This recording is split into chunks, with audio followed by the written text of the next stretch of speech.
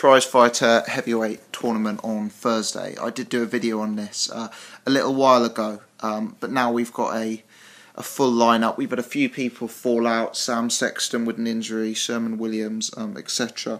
And I'm now thinking that we've got 8 names announced who are very likely gonna turn up. So I thought I'd do another video, perhaps slightly more in depth than my previous one. The format of this video, what I wanted to do was just spend a minute or two on each fighter. Finally, sort of make a bit of a prediction. So this is on Thursday. The bill is being headlined by Anthony Joshua. I've done another video with a brief analysis of his fight, so please do check that out in my video list. But on this one, as I said, I just wanted to break down the 8 guys quickly. It's a UK versus US format, so I'll start with the 4 Brits and yeah, make a few points out of them. Hopefully roll 1 or 2 of them in, 1 or 2 of them out. The most famous contender from the UK is Michael Sprott. He won Prizefighter in 2010. Frustratingly, came back to defend it in 2011 and lost in the quarterfinals to Ty Fields. But he won this tournament in 2010, beating Matt Skelton in the final. He's had 37 wins, 21 losses, 17 of his 37 wins coming by way of knockout. I guess the biggest plus point for Sprott is he's been fighting quite a high level of opposition, and combined with that is that he's already proven his value over this format and proved that he can win, 3 3-round fights in one evening. So there is something going for him. Recent opposition he's been in against, he's fought Edmund Gerber twice, in the recent year. That's possibly interesting because of the line of form through Derek Chisora. Derek Chisora did blow Gerber out in their fight. I think stopped him in the 5th, looking very impressive. And he did look more impressive than Sprott, but Sprott nevertheless beat him and handed him his first victory. His first defeat even, I should say. There was that other fight where Sprott was stopped when he looked like he was winning. So he's had the Gerber fight. The Hellenius fight was interesting. Hellenius won that fight clearly, but Sprott did take a round or 2 off him, never really looked like he was getting into the fight, but was never troubled by Hellenius, which I thought was quite impressive given Hellenius's record. And when I say he was never troubled, I don't mean like he looked like he was winning the fight. What I mean is he never looked like he was going to be knocked out like Hellenius has done to a lot of his opposition. What's perhaps concerning is last time he got KO'd in round 1 by a fighter called Erkan Tepe. I didn't know too much about him. I've had a look at him and he looks second tier at best, really. He's undefeated. He's won a lot of his fights by knockout, so perhaps I'm being a bit critical, but the fact that Sprott offered so little against Hellenius, the fact that he got stopped by this Tepe in round 1, for me perhaps represented sign of him slipping. He's an older guy now. He's been in a lot of wars over the years. He's been in a lot of fights, and I'm just starting to wonder whether he's on the downgrade. I mean, Frotz was never an elite level fighter, but he was, a good standard, and he's probably better than the average guy who turns up at Prizefighter. So it depends how much he slipped. It depends how highly you rate the likes of Erkan Tepe and Edmund Gerber and Hellenius, etc. But he's got an outside chance based on the fact he's proven over the format. He's won it before. My question is, what's his desire like at present? How hard's he been training? How much has he slipped? Has he just become an opponent for these fighters? Sauerland, keep bringing him out to Germany. Has he just got more of that opponent mentality, and is he just here to collect a paycheck? Having said that, the Prizefighter format means the further you go, the more money you earn. So if he is there to collect a paycheck, perhaps he'll be incentivised to at least win one of the fights, shall we say. I think what's interesting is he, according to Peter Fury, turned down a 5-figure offer to fight Hughie Fury, which suggests a little bit of ambition, if he, decided to turn that down to take this on instead, because obviously there's 32k for the winner and a few knockout bonuses, I think, for 2k a go. So, yeah, Sprott's an interesting one. He's probably the highest class of the British Brigade. He's proven over the format, and he does have a chance, but my concern is he hasn't won for a while. He's on a bit of a losing streak. Has he become a bit of an opponent? How much shape is he going to turn up in? And how much has he slipped? That's enough on Michael Sprott. Second most well known would be Larry the War Machine Olubamiwo. I think that is how you pronounce it. Larry Olubamiwo. He's a relatively fresh heavyweight. He's 35 years old, but he only came to the sport age 27, having spent time in prison, unfortunately. He's had 13 fights, 10 wins, 3 losses. He's known as a bit of a puncher, and 9 of his 10 wins coming by way of knockout. I think the big thing to mention about this guy is he's been very inactive. He was found guilty of taking a banned substance after his fight with Sam Sexton. Because of that, he won that fight initially due to a sort of TKO because of Sexton having a cut. That result was then overturned, and he's been banned, and he was initially given a 4-year ban. He's back after 18 months. There's some sort of politics going on there about him grassing up some other fighter who was using drugs, but I don't want to get into that really. It's more a question of how bigger effect the inactivity will have on him, especially if you consider that he's going to have to potentially fight 3 fights in a night, having not had any action for 18 months. Having said that, he's still relatively fresh. He hasn't had anywhere near as many fights as some of the guys in this lineup. He is a big puncher. 9 of his 10 wins have come by way of knockout, and that could help. If he gets drawn against one of the lesser guys and is able to take them out in a round or 2, that could mean that his inactivity is less of an issue. So Larry Olubamiwo, he does have a chance. As with any big puncher, you've always got a chance. My concern with him is twofold, really. Firstly, is the inactivity, as we've already mentioned, and secondly is just, does this guy really have any class? His record, he's got a few wins on there, but it's mostly against unknown opposition. He got absolutely destroyed by John McDermott in their fight. I remember I was amazed how easily he was taken apart by McDermott, who's not the biggest puncher. That suggests, despite his record, he could have some sort of chin issues, certainly. He's beaten when he lost to Sexton. As I say, he won that fight initially and it was reversed, but Sexton caused him all sorts of problems. He's not very technical, and Sexton sort of exposed him a bit on that side. He's a bit weak defensively. He kind of cowers into a bit of a defensive shell, and I just don't know whether this guy has the class. Someone who's been blown out by John McDermott.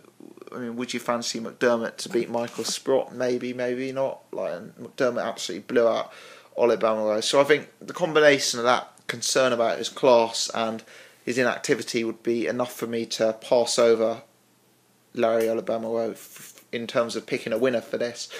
I would say, obviously, with someone with his ability to knock people out, he's always got a chance, and his chances will be increased to winning this if he can get through the first and second fight, maybe just by knocking people out quickly. So he's one to mention. Tom Little, 3 wins, 1 loss. Again, we've got a bit of inactivity. He hasn't actually fought since 2012, where he lost to Tom Dallas in the first round of Prizefighter. So he's already been here, he's already done it. He's probably the kind of guy who wouldn't have made the cut if Sexton was going to go through with it, but with Sexton out, they've obviously had to find someone who can take it on at short notice. He's now being trained by Don Charles, which is interesting. You've got a lot of respect for Don Charles, and he's been sparring with Chisora, Wadi Camacho. He's been sparring with Ian Lewison, so he's got some good sparring under his belts. He claims to be living and breathing boxing, which I'll come into in a minute. But Don Charles has won 2 prizefighter tournaments before with Camacho and one of the guys at a lighter weight. If Tom Little got found out against Tom Dallas, I had him certainly winning the first round. The second round was close. He got stopped in the third due to sheer exhaustion. Now it concerns me that he lost his fight due to lack of fitness and being exhausted.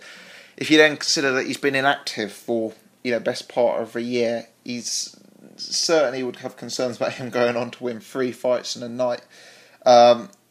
He's not really somebody I'd be putting my money on in this one for that reason. The fact he lost to Tom Dallas, the fact he's been inactive is a major concern. I saw an interview with him recently on, Apollo Jackson's YouTube channel, with him saying that he was in the shape of his life. He'd been living, breathing boxing. Boxing was his life, and that will have to be the case because he needs to improve a lot in terms of fitness and activity in order to feature in this one. So yeah, he's an interesting one. I think Don Charles is a bonus. I think inactivity is not, and fitness is certainly not. So we will have to see how he does. But he's another one who I would be passing over here. Matt Legg completes the British brigade.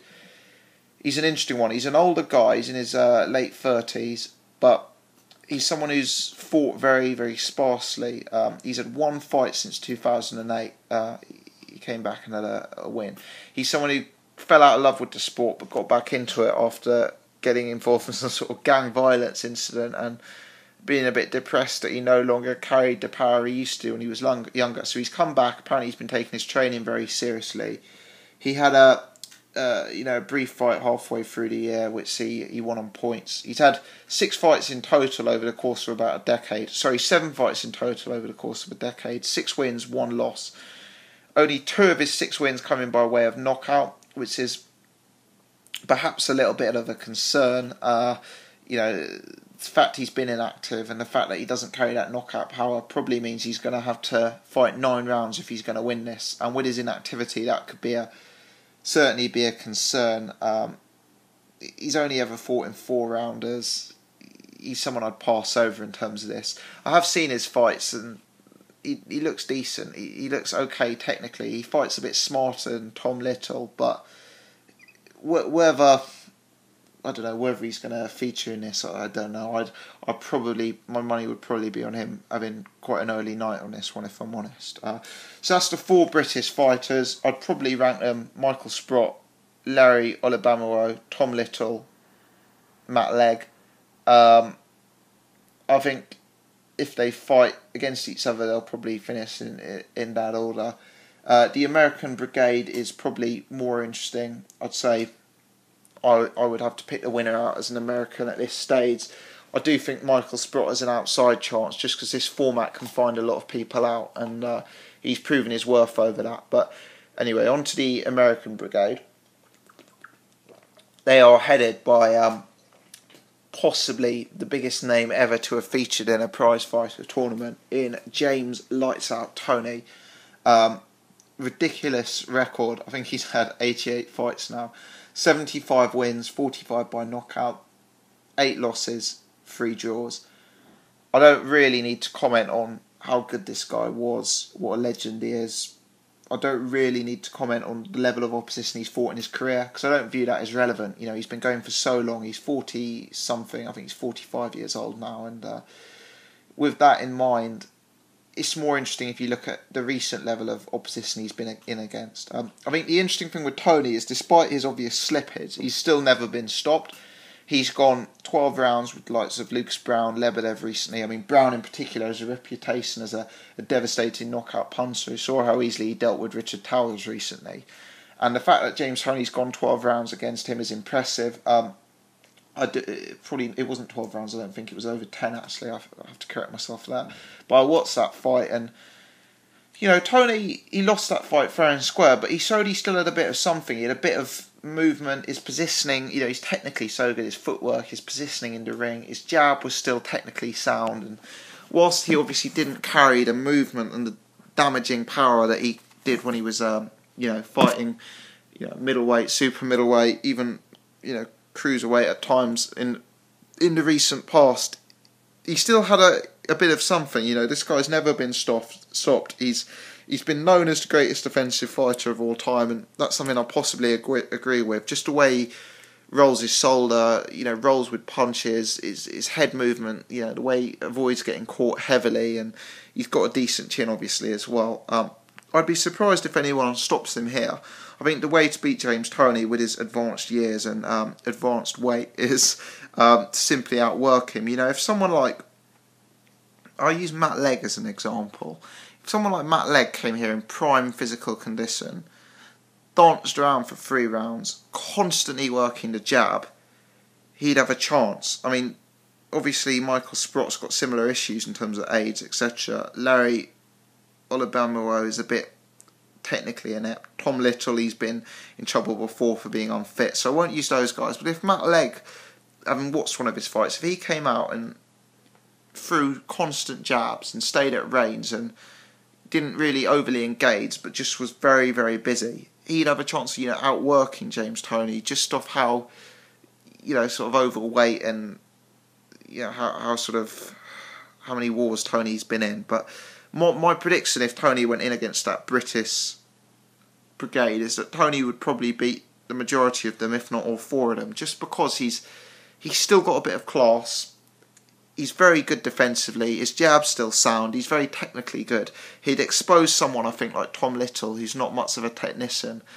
So I do think, despite all the criticism there will doubtlessly be about Toney being in this tournament, he still has certainly a reasonable chance of winning it, just because of how ring savvy he is, what a sort of ring general he is, and just how, even though he slipped, the fight against Lucas Brown showed that he still had quite a lot less left.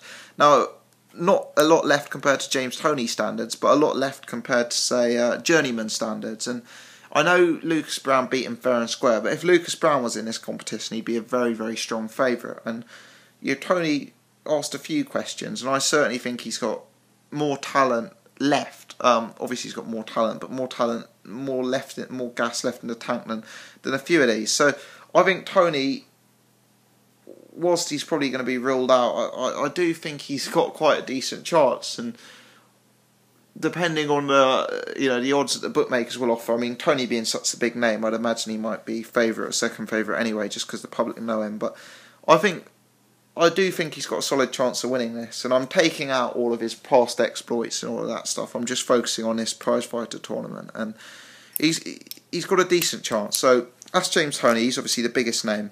Brian Minto's an interesting one. He's one who's come in. He was recommended to Eddie Hearn by Tris Dixon, boxing news editor. 37 wins, 6 losses. Of those, 24 of his 37 wins come by way of knockout. He's been knocked out 3 times, lost his last fight on points. Something to say about this guy is he's a small guy. He's more of a cruiserweight. I watched his fight against Chris Arreola. I was really, really impressed by his heart and his determination. But in that fight, he was just outgunned. He's outpowered. He was landing on Arreola but not hurting him. He never really gave up. He was so impressive how he kept coming, and even after being dropped, was getting up and really engaging with Arreola. He's someone who really, this format could suit him. The fact it's 3-round fights. He's so aggressive. He's not going to be he's a slugger, this guy. He's a barroom brawler. He's not the sort of guy who's going to be fighting behind a jab. And I think that, this format could really suit him. Likewise with James Toney, the fact he's doesn't get stopped, the fact that he's been in 10-rounders, 12-rounders recently, that shows that despite his weight and despite his age, Toney can certainly have the stamina and endurance to go the rounds. And I think Brian Minto, if he can get an early stoppage or two with his style, the way he comes forward and how aggressive he is, I think he's got a reasonable chance. So Minto's another one I'd look at.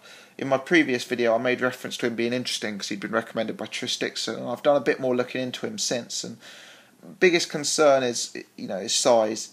He's not a big heavyweight. I think he's not, he's 5 foot something. He's not one of these 6 foot plus monsters. And again, there is a class issue here. Like against someone like James Toney, would he just be out-fought, out-jabbed, out-worked, that sort of thing? But his come-forward style is interesting, and I was really impressed by how gutsy he was against not against Chris Arreola. I think that would make for potential excitement on the Prizefighter bill. Damian Wills, 33 years old, 31 wins, 3 losses, 1 draw. 24 of his 31 wins coming by knockout. Clearly, a big puncher in that sense. Been KO'd once, also against Chris Arreola. He's been inactive. One fight. He's had 1 fight this year, which he won by first round TKO. None in 2012. His 3 losses come against Arreola, Oliver McCall, Kevin Johnson and Arreola, decent names on a record. No huge upset about losing to those guys. Oliver McCall, to lose to him in 2011, he's getting on a bit now, isn't he? Remember him from the old Lennox Lewis days, obviously, but that's a bit more concerning. The story with this guy is he suffered from hand injuries. he suffered those hand injuries, noticeably against Chris Arreola and McCall. He says that you have to rule those 2 fights out of his record because, he's fighting with one hand, and the only other loss is Kevin Johnson, and I do buy into that to some extent, But this guy, he's interesting because he's got knockout power. He's been in against a high level of opposition. Concerns are that every time he stepped up a level of opposition, he seems to have been beat. Concerns are also inactivity. He's had 1 fight since 2011, effectively. That fight was a first round TKO, so he didn't have an opportunity to get rounds under his belt, build up ring fitness, get rid of that ring rust. So, how much is inactivity, lack of fitness going to play? Possibly that would be relevant. I think the fact he's obviously a decent puncher could sort that out. If he gets in against one of the lesser known British fighters in the first round and, sparks them clean out, that could help. I think he's got a chance. We'll have to see how his injuries and fitness holds up.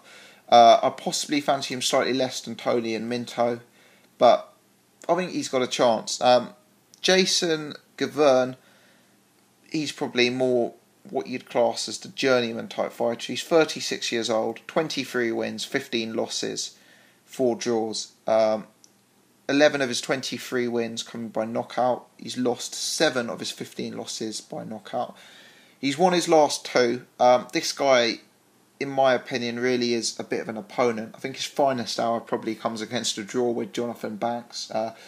Probably unfair draw. It's probably more that he won that fight. But, you could take it that way and say if Jonathan Banks was in this tournament, he'd be an odds-on favourite, with his recent exploits with Seth Mitchell. But this guy, he's lost to Leif Larson, who got beaten by Solis. He's lost to Lucas Brown, but he got knocked out by Lucas Brown as opposed to James Toney, who lost on points. Knocked out by Ustinov, lost on points by Steve Cunningham, Marius Wok, Dennis Boystov, Nevin Pykick. I mean, this is a guy who's been in with a decent level of opposition there. Steve Cunningham, Wok, Lucas Brown, Dennis Boystov, Leif Larson. These are decent names. The problem is he's lost to them all and he's been knocked out. Nevin Pykick. If Nevin Pykick is beating you, you're possibly not top level. I mean, I'd fancy Michael Sprott or Damian Wills to beat Nevin Pykick, to be honest. So Jason Gaverne is probably one I'm passing over here. As I say, there's some interesting form with Jonathan Banks, but apart from that, every time he's stepped up in opposition, he's been found out. So that's my brief analysis of all the guys, looking at them one-on-one. In terms of ruling them in, ruling them out, Matt Legg, I'm ruling out here due to inactivity. I forgot to mention he'd also, and this is a bit harsh because I think this was back in 2008, but he got TKO'd by a guy called Alvin Miller, who'd had 6 wins, 28 losses and 2 draws. So that would concern me. His inactivity would concern me. His lack of punching power would concern me. I'm ruling out Matt Legg. Larry Olubamwo, I'm ruling out. Again, inactivity, hasn't fought for 18 months. Weak defensively. The fact he got destroyed by John McDermott puts me off him. Tom Little, I'm ruling out. He came out of shape last Prizefighter. He was found out for fitness. He hasn't had a fight since. The fact he's been so inactive and the fact that he's previously been out of shape, the combination of those makes me want to rule him out, although Don Charles in his corner is a positive. Jason Gaverne I'm ruling out just because every time he steps up in competition he's been beat. He's got some good names on his record, but they're all good names beating him. So I think the top 4 are Michael Sprott, Damian Wills, Brian Minto, James Toney. I think the winner will come from one of those 4. Damian Wills, I do quite like. Inactivity concerns me. Previous hand injury problems are a big concern. The biggest concern is that he hasn't fought since 2011. The fight that he won this year was a first round knockout, so he didn't really get an opportunity to get rounds under his belt. And I'd pass over him for that reason. Although I do think he's one to watch, and I wouldn't be surprised if he went on to win. Brian Minto, he's got a really decent chance. He is you know, his style is so come forward, so aggressive. You know, he won't lose an early round by trying to figure someone out. He'll be on you from the get-go. This is his chance to earn some decent money. His fight against Ariola was amazing. The heart he showed and the come forward attitude. He's 38. He's got a lot of miles on the clock, but he's got a level of knockout power. My concern with him is size. My concern with him is, you know, the fact that he's got quite a few miles and isn't technically the classiest. So I'm passing over Minto and Damien Wells, although I both think that they've got a decent level of opposition. I think Sprott is interesting because of the fact that he's been in with Prizefighter tournament twice. He knows the format, he knows his way around it. Some of the fights he had last year, his wins over Gerber, his fight against Helenius, suggest that he still had miles on the clock. My concern is his desire to win. You know, if he's training to win, and the fact that he got knocked out in his last fight against Erkan Tepe. We'll have to see. There's some pros for Sprott. I'm worried he's shown signs of slipping quite badly recently, and I'm worried that his constant sparring with the Klitschko's in their camps and being used as an opponent by the Sauerlands has meant that he's brought on that kind of opponent mentality, and he's no longer fighting to win. He's more just fighting to collect his money. So with Sprott, I'm ruling him out, which means, unbelievably, I think the winner of this is James Toney. I think the way he fights, with his style being so technical and defensive, the fact he's overweight and the fact he's older means very little, or means very little in comparison to the rest of these guys. His foot movement, the way he commands the ring, his jab, has the potential to completely outclass a lot of these names. And whilst he has obviously slipped, his fights against Lucas Brown, Lebedev, suggest that he's still got enough left in the tank to cause a lot of problems. He's never been stopped. I don't think we'll see him stopped on Thursday. I think he's too defensively sound for that. And I think that the fact he's gone the distance in recent fights suggests, you know, James Toney's been active. You know, a lot of these guys have got massive inactivity problems. James Toney's been active. He's fought the most rounds of any LDs by a country mile, and you know he's gone the distance in recent fights. Because of that, because of a combination of those things, I think James Toney wins this. Just to summarise briefly, as I say, the four I'm ruling out: Larry Olabamiwo, Matt Legg, Tom Little, Jason Gaverne, Damien Wills and Brian Minto. I think have got a decent chance. I think their claims are less than James Toney. Michael Sprott, you could take him or leave him really. I think he's got one chance. It depends how much he wants it, how badly he turns up, maybe how badly he needs the money. If Sprott turns up like he did in 2010, I think he could win. If my concerns about him slipping are right, he'll get found out here. James Toney is my winner. I'd be interested to hear who you think will win. Am I being ridiculous picking Toney? Have I maybe overlooked Brian Minto and Damien Wills slightly? Is there someone from the British Brigade I've ruled out a bit harshly?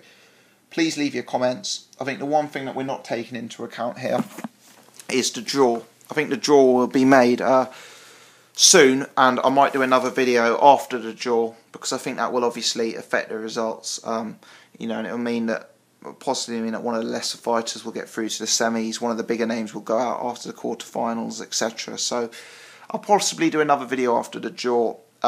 Please bear in mind that all of these opinions are coming without knowing the draw, so please give your comments based on that, and I'd be really interested to hear your thoughts. Thanks very much indeed.